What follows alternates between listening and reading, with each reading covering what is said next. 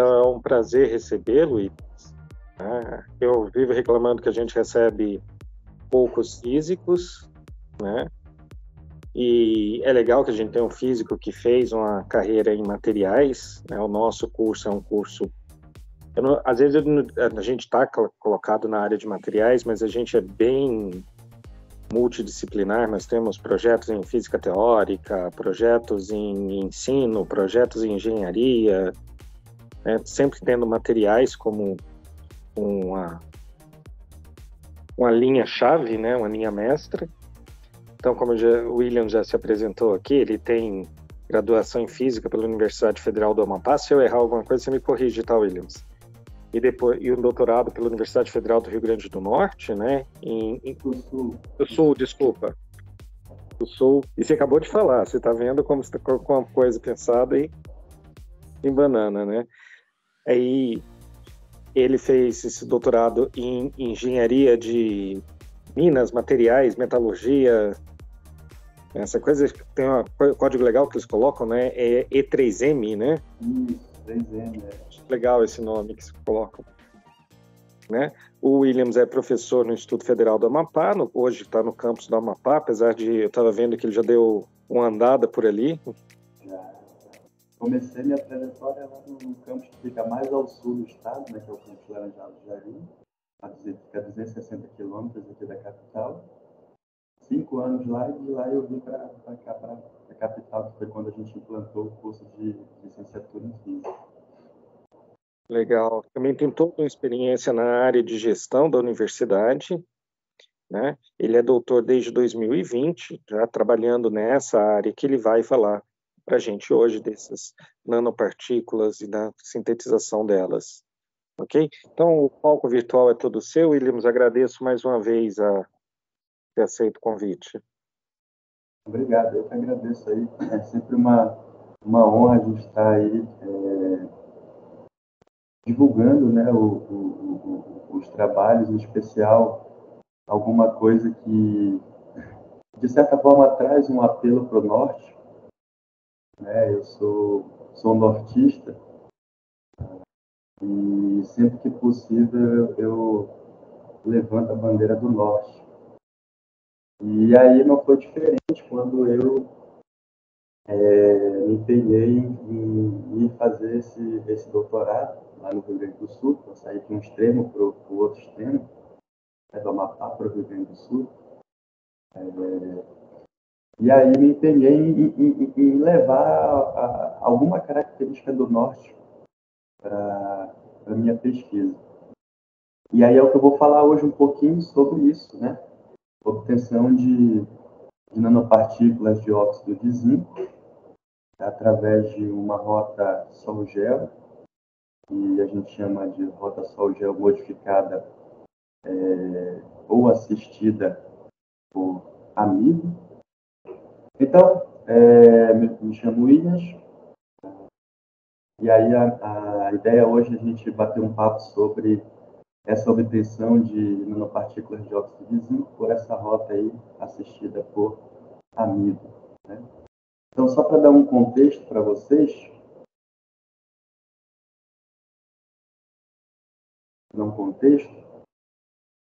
como eu tinha falado, por que trabalhar com tapioca, né? Então, eu saí de um extremo para o outro, fui para o Rio Grande do Sul com essa missão de levar um pouquinho da característica do norte para a minha pesquisa. Então, isso é muito comum aqui para a gente, né? Embora esse tipo de cultivo a gente pode encontrar aí nas diversas regiões do país, mas aqui no norte a gente tem assim um apego bastante grande com a mandioca, né? Até porque a gente consome bastante, por exemplo, aqui a farinha, né? Especialmente a farinha com o nosso açaí, nosso querido açaí. Então, para a gente existe um apego muito forte, né, com o cultivo da mandioca, especialmente devido à produção da farinha. Tá? Então, eu quis levar algo do norte para o meu doutorado, e aí vocês vão ver o que saiu, né, a respeito disso. Além da farinha, né, o cultivo da mandioca aqui para o norte, especialmente, é mais em razão da farinha, mas também a gente consegue, né, a tapioca, que também é utilizado, por exemplo, no tacacá, né, na goma do tacacá, não sei se alguém já ouviu falar, utilizado bastante. E, né, tem esse aspecto aqui, branco. Além disso, também da mandioca, a gente consegue ainda tirar ali o tucupi. Então, são várias coisas que o cultivo da mandioca ele pode proporcionar para a gente aqui, mesmo no aspecto, na questão alimentar, né?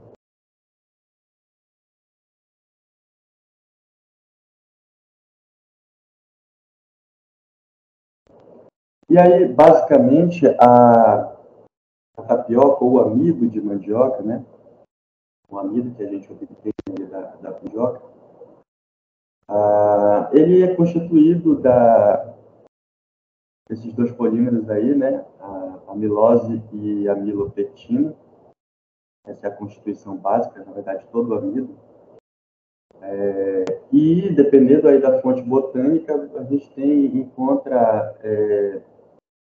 percentuais diferentes de amilose, né? A gente vai encontrar aí teores de amilose diferentes. Então, existe uma diferença aqui na cadeia de cada um deles, tá?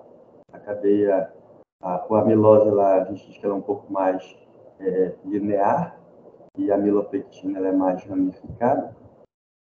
E dependendo da fonte botânica, existe aí uma diferença no teor de amilose.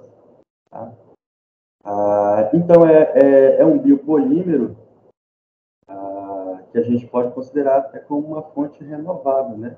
Uma vez que a gente pode cultivar isso, né? E a gente pode considerar como um recurso renovável. Então, um biopolímero de baixo custo, né?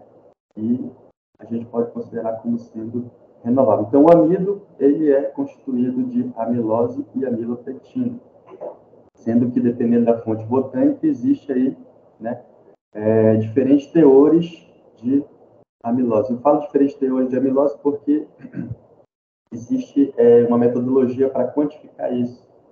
Tá? E a amilose ela reage com iodo, e aí é possível quantificar isso por UV visível, por exemplo. Então, por isso que a gente sempre fala em relação a teor de amilose, porque é a metodologia que dá para a gente quantificar. Né? Existe uma metodologia para a gente quantificar a teor de amilose nos amigos. E aí, em razão dessa diferença de amilose e amilopectina na fonte botânica, a gente encontra um range, né, de temperaturas de gelificação. Que é essa transição aí para um fluido mais viscoso, né? Quando a gente encontra ele, a gente pode encontrar ele na forma de um gel. Tá? E esse range aí varia de 55 a 80 graus Celsius, tá? Dependendo também da fonte botânica, e por consequência tem diferentes teores de amilose.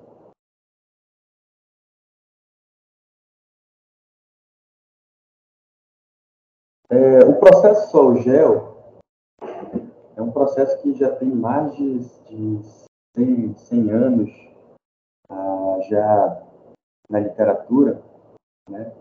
Uma forma de obtenção de materiais aí que tem mais de 100 anos. E basicamente, o que a gente pode dizer assim, no processo tradicional, ele é constituído de duas etapas. A preparação do solo e depois a agregação disso, a chamar de condensação, para formar um gel. Tá? Então, de uma forma bem simples, bem direta, o processo sol-gel ele é um processo que cumpre essas duas etapas. A preparação de um solo, né? E a agregação disso depois para a formação de um gel. E aí, como eu falei, já tem mais de 100 anos que esse processo, que esse tipo de síntese de materiais, ele já está disponível na literatura. Mas aí, ao longo desses anos todos, várias adaptações desse processo surgiram. Tá? Inclusive, uma dessas, a utilização do amido é uma adaptação do que nós chamamos desse processo tradicional. Então, esse esquema que eu estou mostrando aqui na tela já é uma adaptação do processo sol-gel tradicional. Basicamente, esse esquema é o esquema que eu utilizei no meu trabalho de doutorado para obtenção de óxido de zinco. Então, a gente tem aí as soluções precursoras, né? A preparação desse sol, depois a condensação disso, né? Existe uma transição aí para um gel. Né? Depois a gente evapora esse solvente e a gente tem uma estrutura que nós chamamos de xerogel. E esse xerogel, a gente submete ele a um tratamento térmico, e aí, dependendo do material que você está trabalhando, são temperaturas de calcinação diferentes, né? E aí você faz o tratamento térmico e aí obtém o óxido de interesse, certo? Então, isso aí já é uma adaptação do processo sol-gel tradicional. O óxido de zinco, né? Por que eu resolvi trabalhar com o óxido de zinco? Na verdade, lá na minha tese, eu trabalhei tanto com óxido de zinco quanto com óxido de titânio, e com uma combinação dos dois. A minha tese foi pensando sobre a obtenção do óxido de titânio, a obtenção do óxido de zinco e depois uma combinação deles em diferentes proporções. Mas aqui hoje eu vou me ater só ao óxido de zinco. Basicamente é um material, é um semicondutor que tem assim uma gama de aplicações, é muito vasto. Tá? Então, eu trouxe aqui alguns exemplos para vocês. Desde, por exemplo, protetor solar, a pomada para assadura, né? A composição aqui dessa pomada para assadura tem óxido de zinco. Componentes eletrônicos, como, por exemplo, o varistor. Células solares do tipo Gratzl.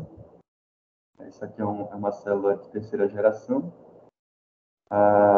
Eu tenho aqui um piezoelétrico.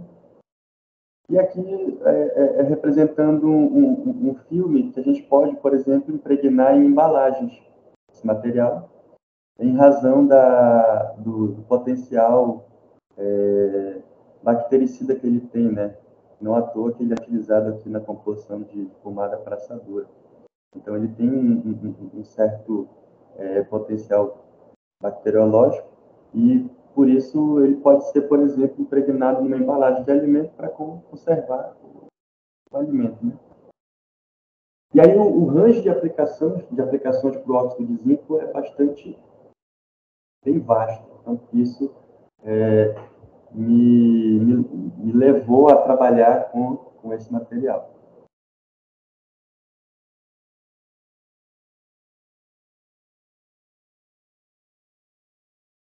Ainda dentro desse contexto, e aí fazendo as revisões de literatura, né, a gente detectou aí alguns trabalhos que trouxeram essa característica na utilização de amido. Esse aqui mais à direita, onde foi possível obter séria, né, nanopartículas séria, utilizando inclusive a tapioca como um meio propício à formação dessas nanopartículas. Tá?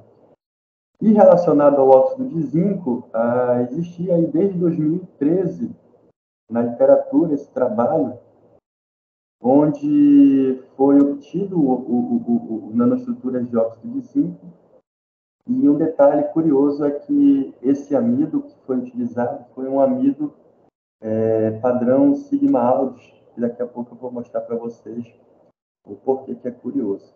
Então, basicamente, a partir dessas evidências anteriores aí na literatura,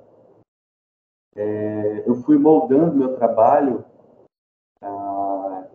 e fui, né, obtendo alguns parâmetros e algumas condições diferentes um pouco deles, para que eu pudesse chegar ali no final, no que eu vou mostrar daqui a pouco para vocês. Tá? Então, essas literaturas, elas fazem parte desse contexto também, de eu chegar lá na obtenção de nanoestruturas de ZMO, sintetizadas aí com apoio da tapioca.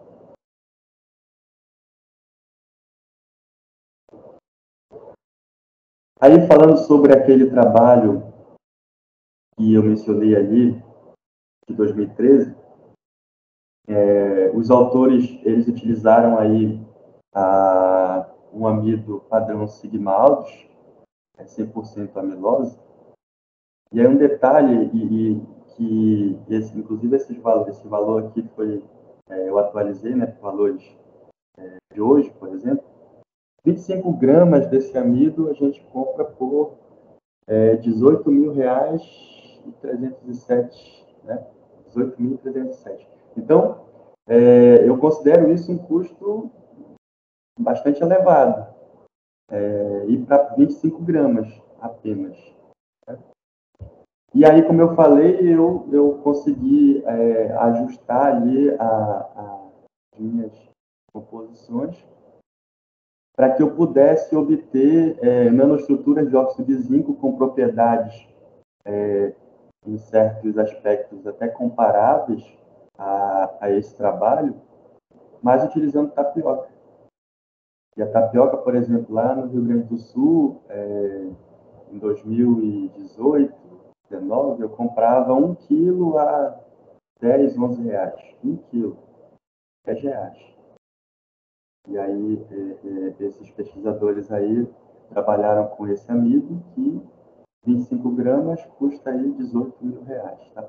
Então, só para a gente ter esse feedback, esse panorama. E o que eu também contribuí, para além da obtenção das nanoestruturas, eu elucidei um pouco esse mecanismo de reação que esses pesquisadores propuseram, né?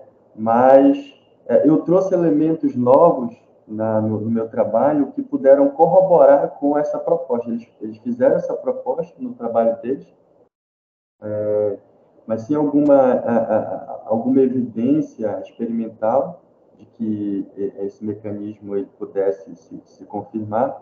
E aí a minha contribuição foi explorar um pouquinho mais esse procedimento de síntese e corroborar com esse, trazer elementos que corroborassem com esse mecanismo de reação. Basicamente aqui, nesse caso aqui, como é um amido que é 100% amilose, né?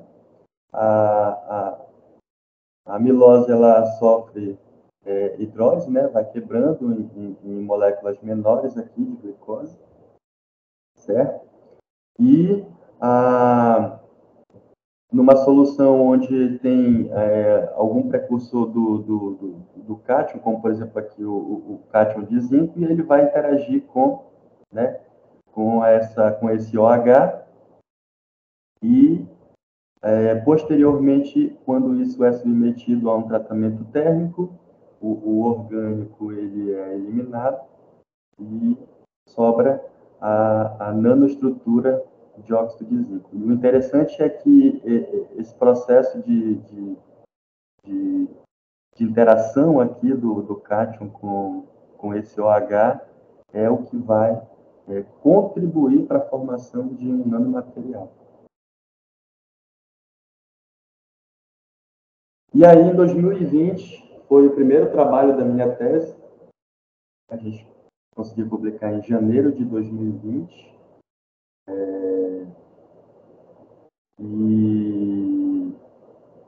E aí eu trouxe esses elementos aí que contribuíram, tá, para elucidar aquele mecanismo de reação, tá, do trabalho anterior e para obter essas nanopartículas de óxido de zinco com propriedades, com certas propriedades comparáveis ao trabalho lá de 2013, usando um amido que custava para mim lá na época 1 quilo, custava 10, 11 reais. Então esse foi o primeiro trabalho que... E aí eu vou falar um pouquinho dele. Aqui isso está no artigo, mas basicamente aqui o procedimento é a gente combinar aqui uma solução 5 gramas de tapioca em 150 ml de água, com uma solução de nitrato de zinco, né, combinando isso, aquece a 75 graus Celsius por 1 hora,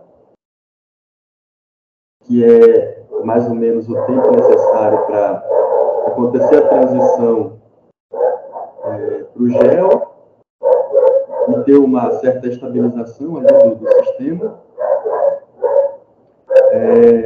A gente depois seca esse material, né, vai evaporar o solvente para obter o xerogel e depois submete isso a um tratamento térmico.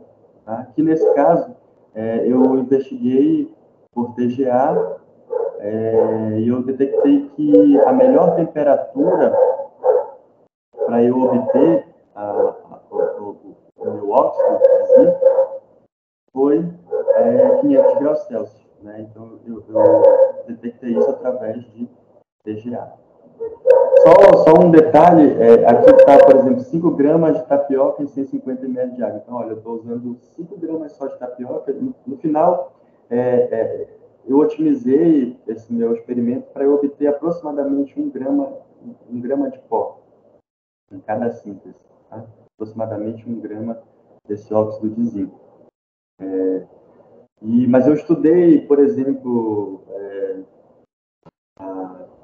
colocando mais tapioca, 5, 10, 15, 20, qual era a influência disso lá na obtenção das nanoestruturas. E no final, a melhor resposta para o que eu queria, em termos de nanopartículas, foi essa composição aqui, 5 gramas em 150 ml de água. Tem uma viscosidade relativamente boa de trabalhar, né?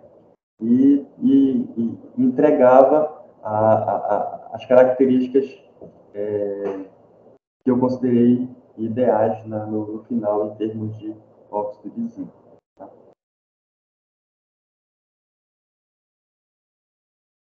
Esses resultados a respeito de fração de raio-x, só voltando rapidinho, nesse primeiro artigo eu comparei, tá? Numa síntese onde eu não colocava tapioca no meio reacional e na síntese onde a tapioca participava do meio reacional. Então, aqui onde está o ZNOT, foi a tapioca participando, tá? O amido de mandioca participando para formar aí o processo sol-gel assistido por amido e formar essas nanoestruturas. Aqui onde está só o ZNO é porque eu não coloquei a tapioca. E aí eu queria ver, né, o impacto de ter ou não tapioca ali no meio na formação de nanoestruturas. E aí o cálculo de tamanho de cristalito, feito pela equação de Scherrer, já indicou para mim, né, isso após um refinamento rígido, já indicou para mim aí que eu tenho aqui, com a tapioca no meio reacional, um tamanho de cristalito de 20 nanômetros. E sem tapioca, 59,8 nanômetros. Então, aí a gente já vê que existe aí um impacto do amido no meio para a formação de nanoestruturas.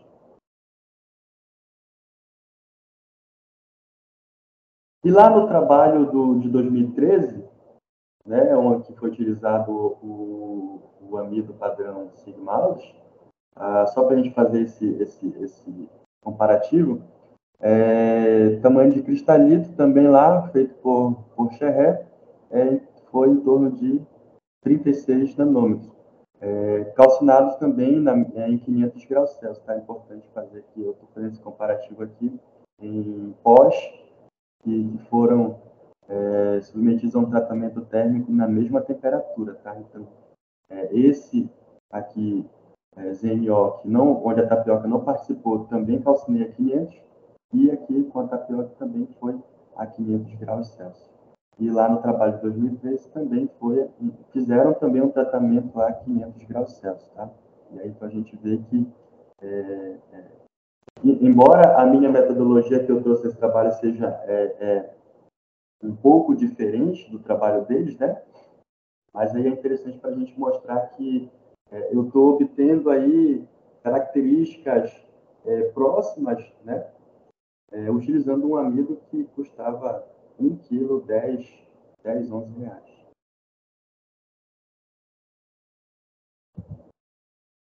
Transmissão, né, por isso que, e aí a transmissão confirma o caráter nanométrico, né, dessas nanopartículas, né? Então é sempre interessante para quem está trabalhando com nanomateriais, sempre que possível. Eu sei que não é em toda a universidade que tem, né, um microscópio eletrônico de transmissão, mas para quem puder, né, fazer a investigação dos seus materiais por essa técnica, é sempre recomendado. E aí a transmissão confirma, então, o caráter nanométrico.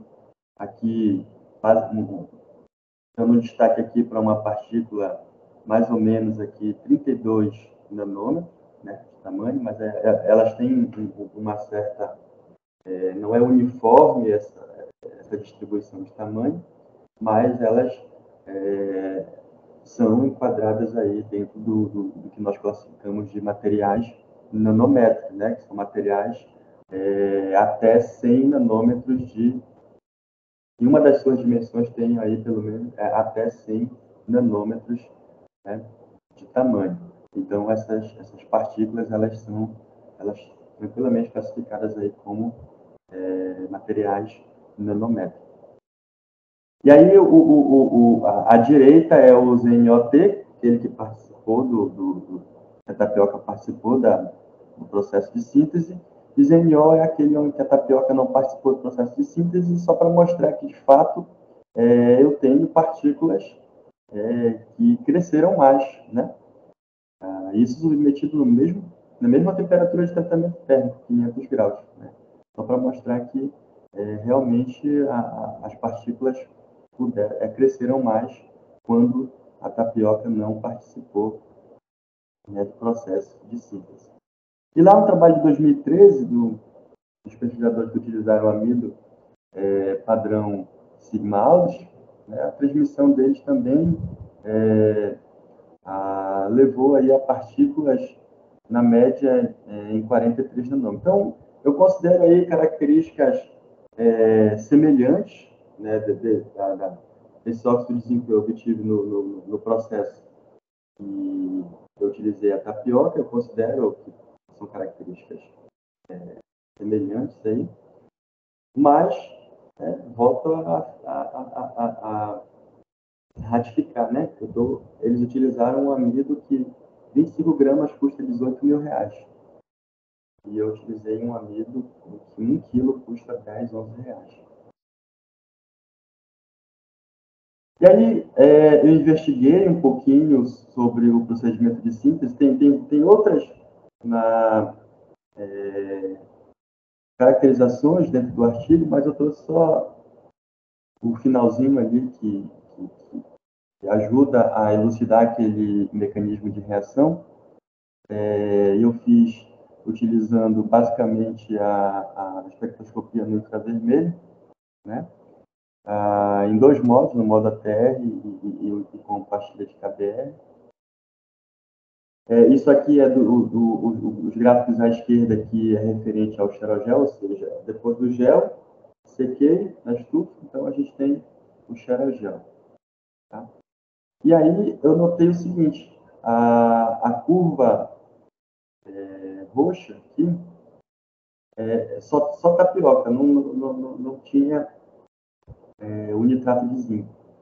E a curva vermelha era tapioca mais nitrato de zinco. Tá? Que eu quis verificar se realmente existia alguma interação ali do metal com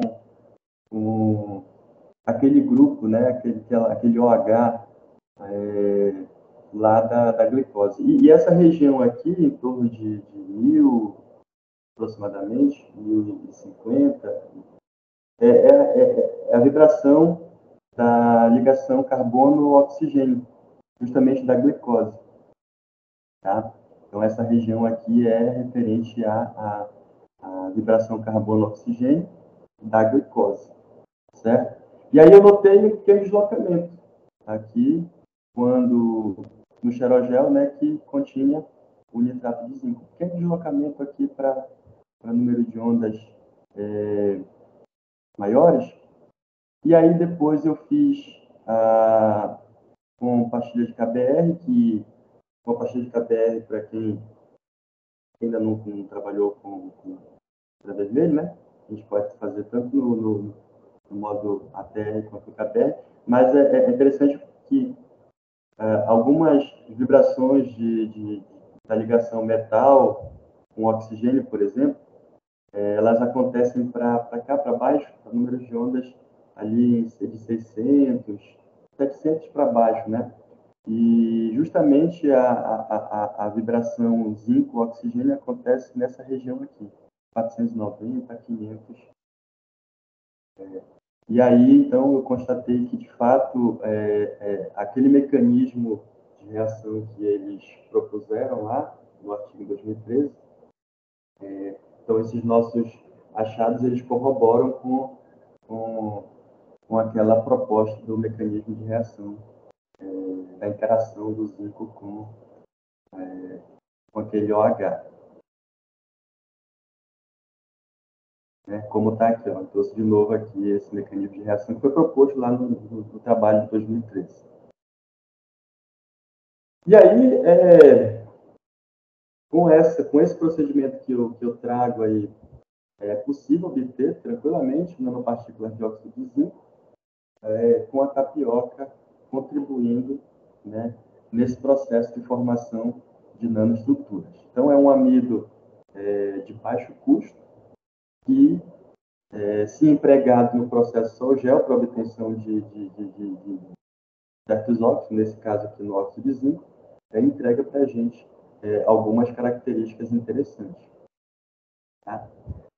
Então, os resultados de tamanho são comparáveis, como eu tinha falado, com o artigo lá de 2013, que utilizou o amido padrão Sigma-Aldrich, né? E, então, a proposta é uma alternativa mais econômica em relação ao trabalho lá de 2013. Ok?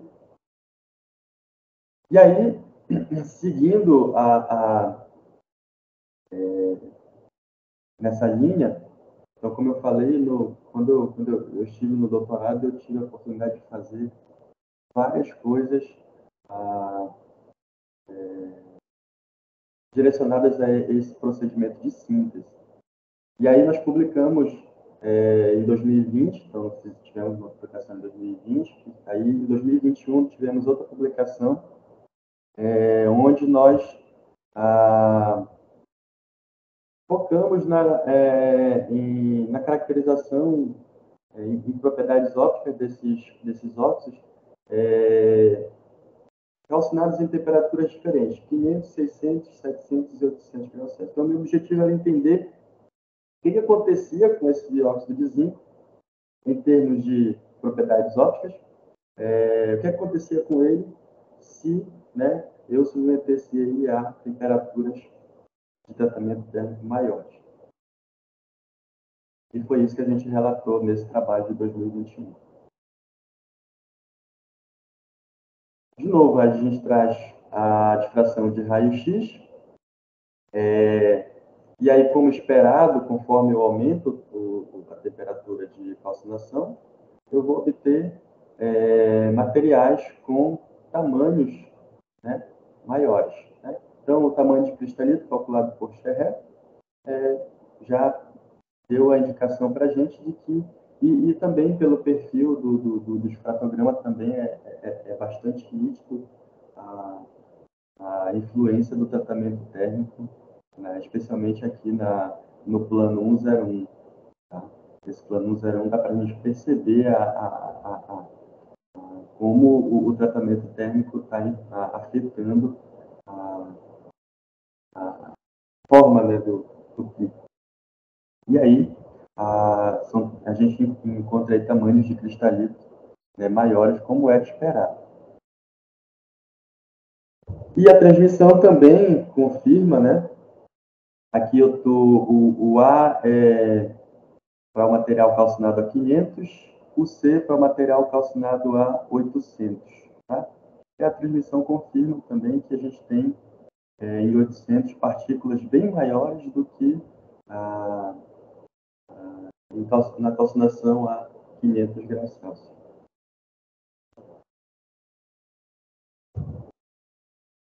E aí, como eu falei, o interesse era observar o que isso afetava nas características ópticas desses materiais. E aí a gente trabalhou com a espectroscopia de reflectância difusa no V visível, né? E aí, e a partir dessa técnica, a gente consegue extrair, por exemplo, o band gap, né, desses semicondutores, utilizando aí o chamado método de Tauch, tá? E aí eles têm transições, a óxido de zinco tem transição direta, né? E aí, então, com a reflectância difusa, a gente consegue obter e consegue calcular o band gap. O band gap do ZNO, ele tem sido reportado aí na literatura. É bem comum encontrar 3,37, por exemplo. 3,37 eletronvolts. Né? É um material que ele é um bom absorvedor de radiação UV, tá? Ele tem uma característica de ser um bom absorvedor de radiação UV, e aí é interessante que, conforme o tratamento térmico mudou, também mudou, alterou a maneira com que esse óxido de zinco absorve a radiação UV, né? Aqui o gráfico da absorvância consegue mostrar para a gente aqui, por exemplo, que o material que foi calcinado a 500 graus Celsius, que é a curva preta aqui, absorve radiação no UV melhor do que, por exemplo, a 700 graus. Tá? E o band gap calculado pelo método de Tauch demonstrou que o material calcinado a 500 graus Celsius tem um band gap de 3,16 eletronvolts. Então a gente conseguiu reduzir um pouco esse band gap.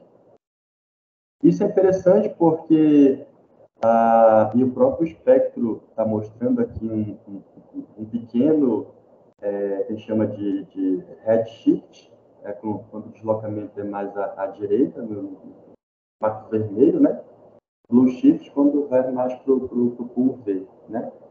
Então, eu tenho aí no material calcinado a 500 um pequeno redshift e o cálculo pelo tal que confirma quando a gente tem esse redshift, o gap ele diminui um pouco. E o cálculo do tal que confirma que o gap reduz.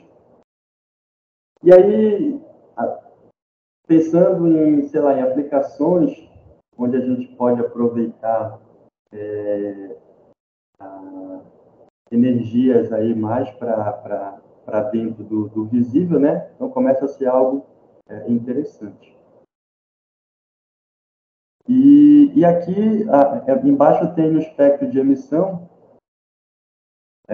onde a gente também observou como que esse tratamento térmico, basicamente, ele influencia na questão dos defeitos, né?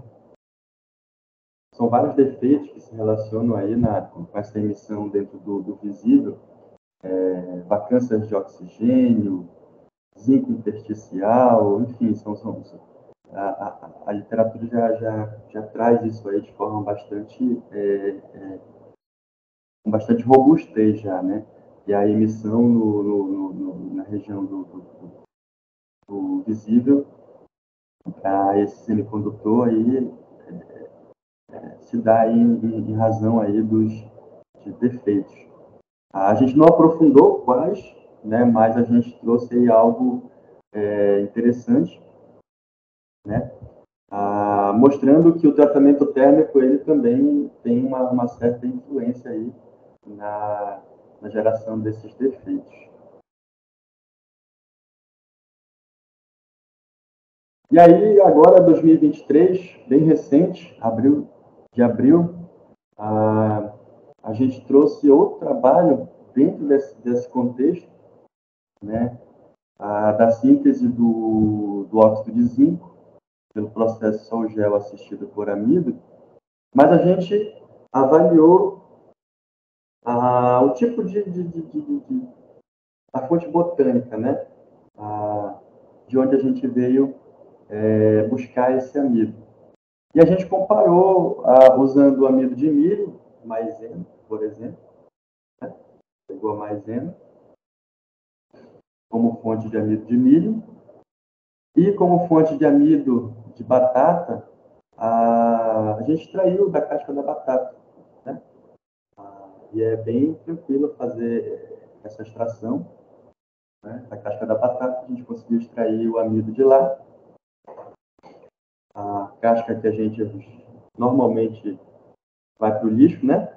A gente pode extrair o amido de lá e trabalhar na síntese.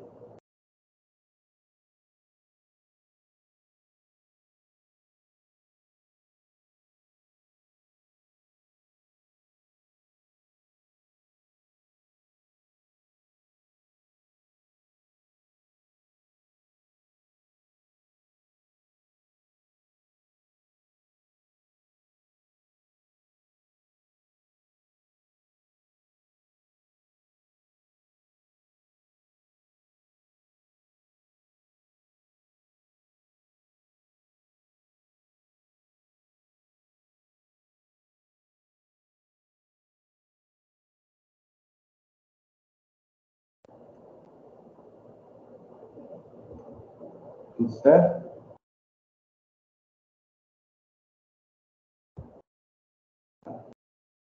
E aí, aqui, a difração de raio-x é como primeira caracterização que a gente geralmente faz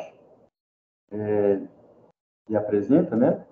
A curva em vermelho aqui é o difratograma referente à amostra ZP. ZP foi o óxido de zinco sintetizado e no meio reacional tinha o amido de batata. O ZC, William, oi. aqui é o professor Neilton, só rapidinho. Eu acredito que a sua internet travou e cortou um pouquinho. Não sei se você chegou a passar algum dos slides. Se você puder voltar aí um pouquinho só para a gente ver, eu acho que você avançou bastante e a internet deu travada aqui, eu acho que para algumas pessoas. Isso. Como é que eu faço para voltar aqui, que não está indo? Não está voltando? Descobri. Pronto. Aqui Tava, tá ok? tava aí quando travou, viu? Aí porque eu acredito que você vai precisar só dar uma refrescada na memória para colocar para a gente. Eu já agradeço aí. Ok, certo. Tudo bem. Então, aqui já em 2023, né, bem recente, a gente publicou esse trabalho onde a gente traz a influência do tipo de amido, né, de fonte botânica diferente, em algumas características, especialmente nas características ópticas desse óxido de zinco, né? E a gente avaliou de que maneira utilizar, por exemplo, amido de milho, que a gente foi proveniente da maizena, e amido, né, de batata que foi extraído da casca da batata. Então, a casca que geralmente a gente vai e joga no lixo, a gente consegue extrair o amido dali e utilizar isso numa síntese sol-gel, né, de nanopartículas de óxido de zinco. Tá? Então, o objetivo desse trabalho foi mostrar a influência da fonte botânica em algumas características ópticas desse semicondutor. E aí, na nomenclatura, eu estou usando aqui ZC, então foi o ZNO que eu sintetizei. No meio reacional tinha amido de milho, maisena. E o ZP foi o ZNO, né, sintetizado, e no meio reacional tinha o amido extraído da casca da batata. Tá? E aí, como primeira caracterização que a gente geralmente faz, a difração de raio-x, a curva na figura A, o difratograma da figura A referente à amostra ZP, ou seja, o ZNO, né, sintetizado com o amido extraído da casca da batata, né, no meio reacional. E o difratograma B é referente ao ZNO, né, que foi sintetizado com o amido, né, de milho no meio, participando da reação. Ok? O tamanho de cristalito calculado por Cherré, nesse trabalho a gente fez por Cherré e pelo método de Williamson-Hall, né, que a gente abrevia aqui WH. Tá? Então, após o refinamento, foi feito o cálculo utilizando esses dois métodos, né, tanto por Cherré quanto por Williamson-Hall. E, independente do método escolhido para calcular o cristalito, o tamanho de cristalito, a gente detectou que no ZNO sintetizado com o amido de batata, eu obtenho aí tamanhos de cristalitos menores. Né? Tem tamanhos de cristalitos menores.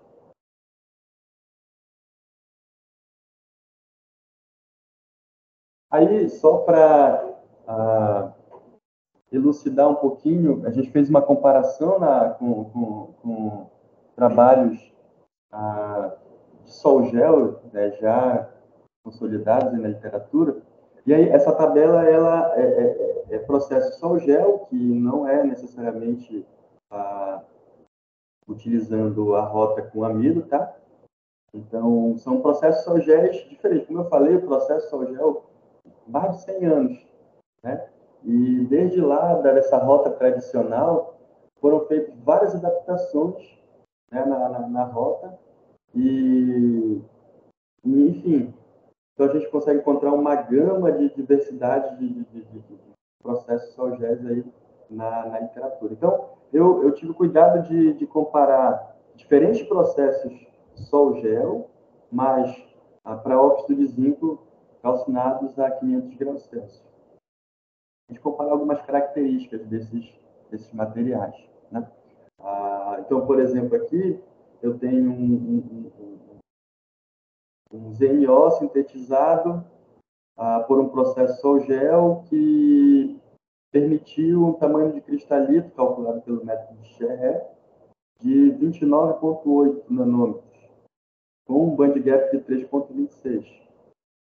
E aqui, por exemplo, no ZNO sintetizado pela rota sol-gel assistida por amido, no caso com amido de batata, por exemplo, o tamanho de cristalito é 23. E o band gap calculado por Talk, 3,08. Então é só para mostrar que, mesmo dentro do que a gente chama de processo sol-gel, a gente pode encontrar materiais com características diferentes. Né? É o que a gente geralmente menciona dentro da área de materiais, né, que a forma como a gente sintetiza, como a gente processa o material, vai refletir lá nas propriedades desses materiais.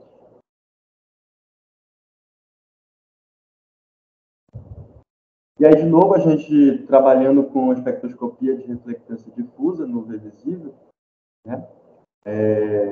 Mostrando que, por exemplo, o ZNO, onde o amido de batata participou da reação, ele absorve um pouco mais de radiação UV do que o ZNO, onde o amido de milho participou da reação. No entanto, existe um sutil redshift, né? Um redshift bem sutil para o ZNO aqui sintetizado com amido de milho. Por isso que a gente tem aqui um band gap um pouquinho menor, 3,05.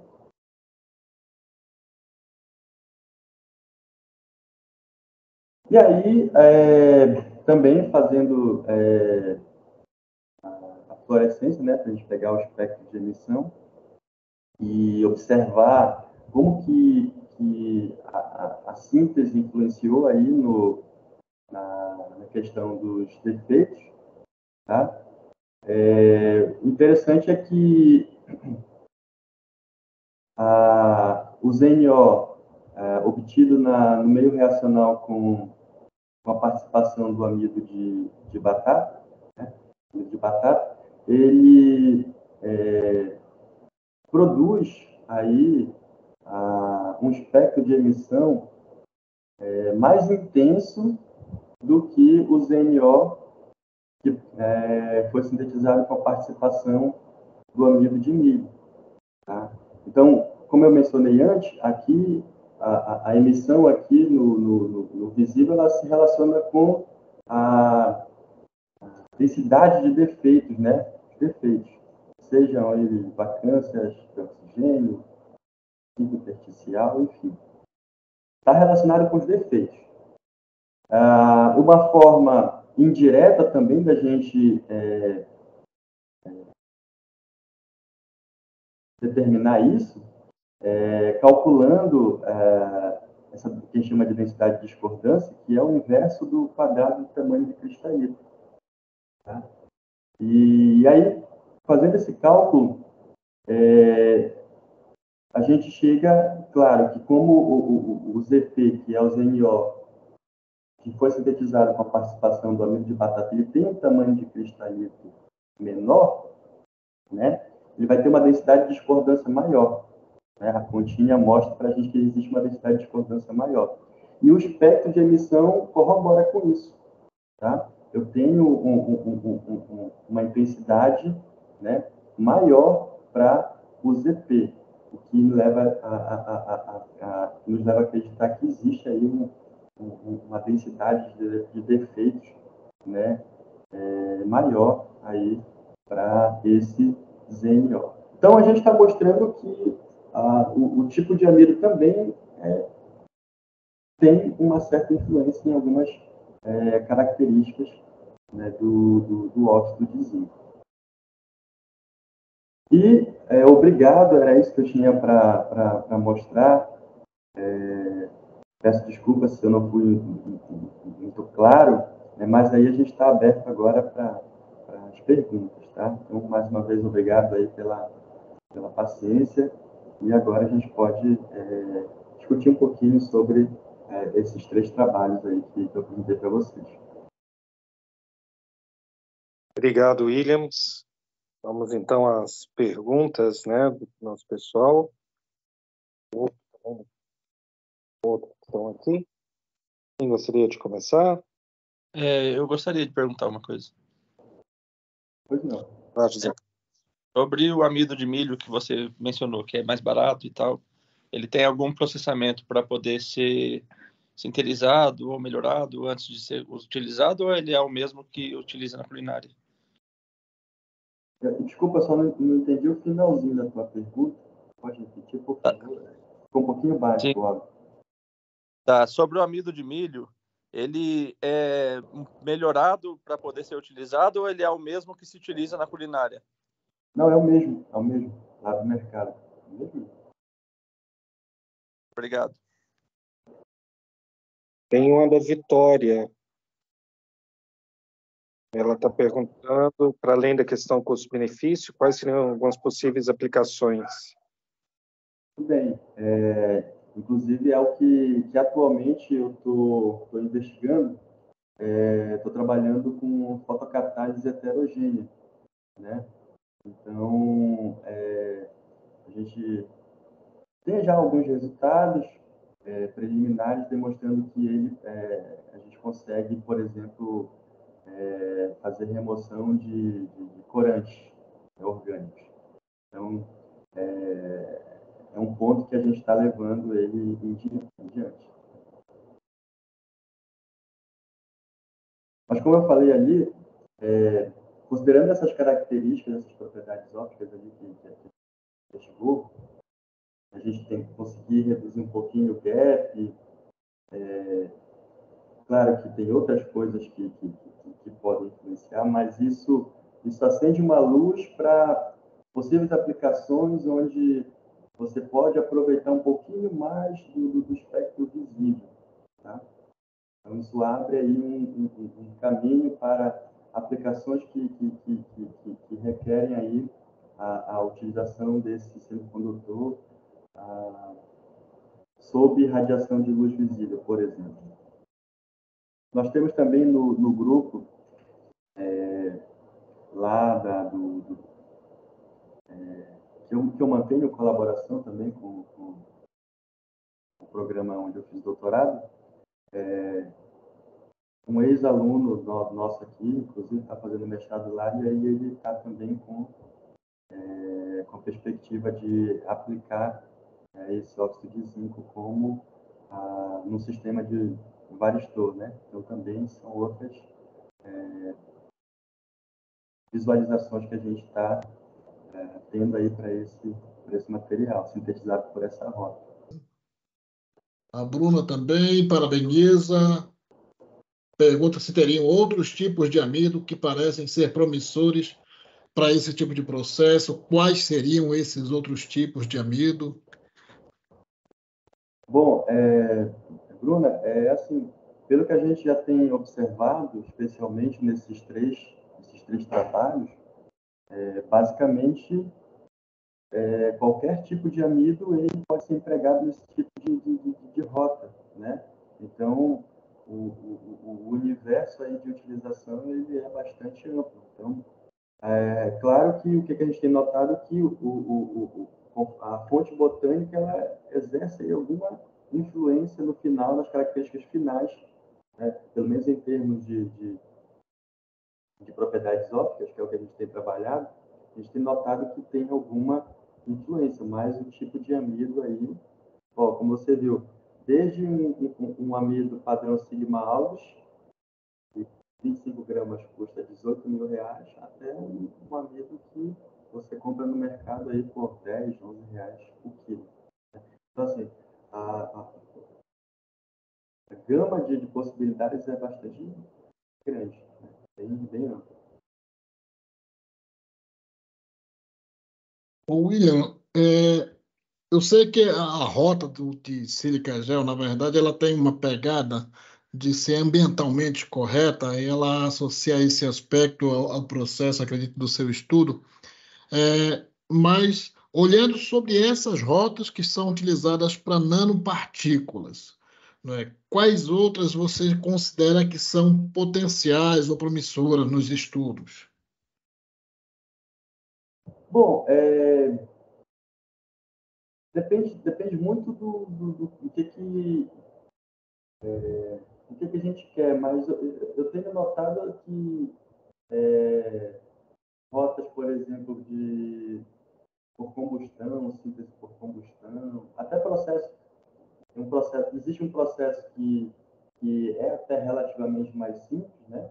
A gente chama de processo hidrotermal, ele é relativamente mais simples que o sol gel, mas cada rota ela entrega para a gente características distintas. Então, depende muito do que a gente está visualizando de aplicação e do próprio material em si, né? Porque, inclusive, tem materiais que podem não ser viáveis de serem sintetizados com essa rota sol-gel. Na minha tese, como eu falei, eu trabalhei também com o óxido de titânio, e não é que ele não seja viável sintetizar com óxido de titânio, mas é mais fácil sintetizar o óxido de titânio por um processo hidrotermal, por exemplo, mas quando eu sintetizei com a tapioca, eu observei um negócio bem peculiar, principalmente, não sei se alguém já conhece, trabalhou com óxido de titânio, que é na formação de fases. O óxido de titânio ele tem aí esse poliformismo, né, broquita, natase e rutilo, e é peculiar quando a tapioca participa da reação, porque esse percentual de fase natase e rutilo ele começa a mudar, né? Então, apesar de ser mais viável fazer o óxido de titânio por uma rota hidrotermal, mas com a utilização da tapioca existe uma coisa peculiar aí que acontece. Muito bem, eu até agradeço.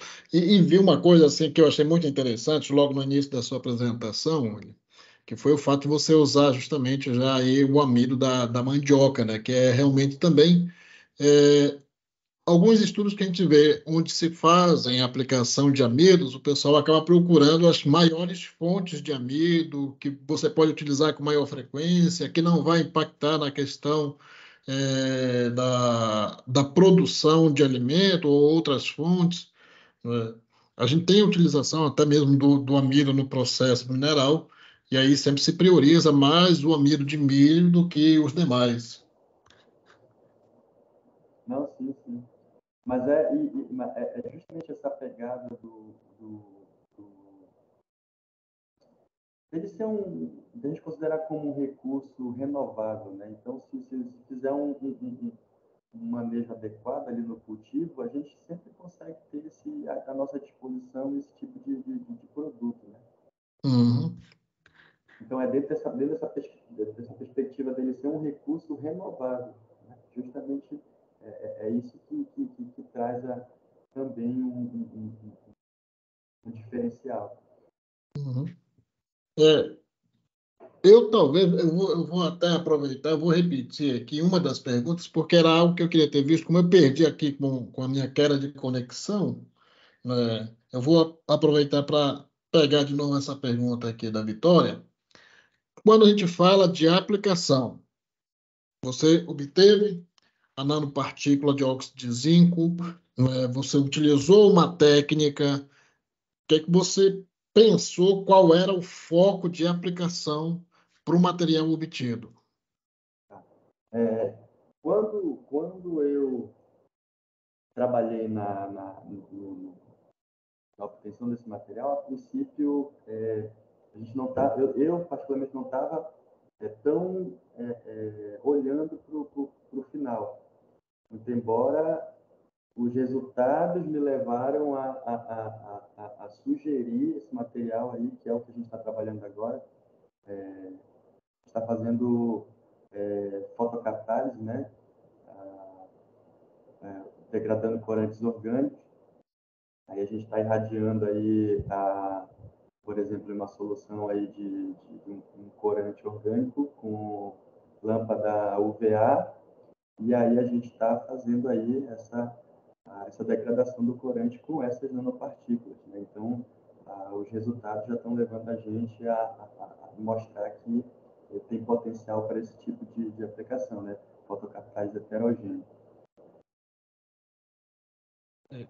E isso é importante, porque abre um outro leque de estudos, abre uma outra questão, né? Hoje a gente tem uma vasta gama de pesquisas na produção de nanomateriais, né? Então, tem se estudado bastante a produção de nanomateriais, pensando nas diversas aplicações que a gente tem hoje, nas demandas que nós temos. Então, realmente, olhar como na verdade, a gente começar a pensar lá no produto, na aplicação, Uhum. acaba sendo hoje quase que uma questão impositiva, né? Exatamente. Você...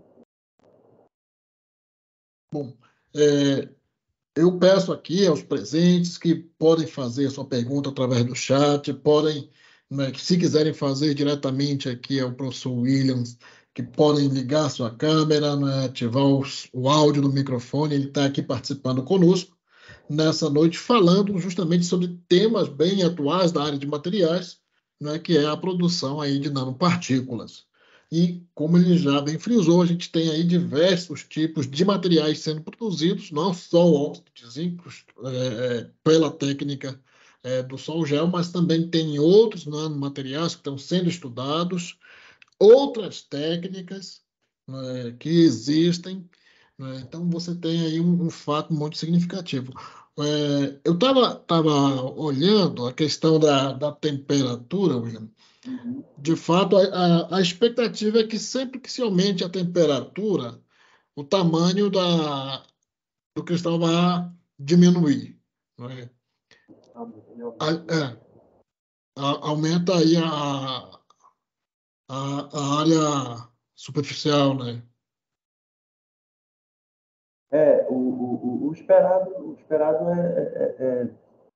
é esse, né? Sempre que a gente submete os materiais aí a um tratamento térmico, é comum o cristal crescer, né? E aí a gente obtém estruturas de tamanhos maiores.